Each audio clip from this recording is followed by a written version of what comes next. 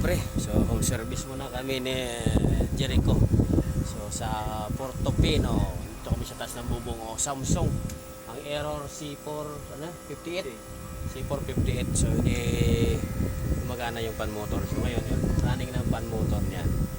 So Samsung to. Full DC ang pan motor nito mga kalibre. So pinasa lang to ng tropa natin dahil sa isang apps na naglilinis nga nakuha ni sir. So pinasahan tayo ng tropa, kaya yan, observe na lang kami. Portofino Samsung.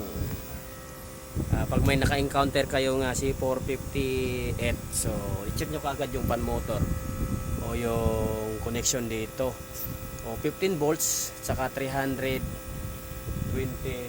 volts, saka yung mga optocoupler. So yan ang unahin yung check kasi naka-indicate yan sa error code na fan motor problem. Ayos.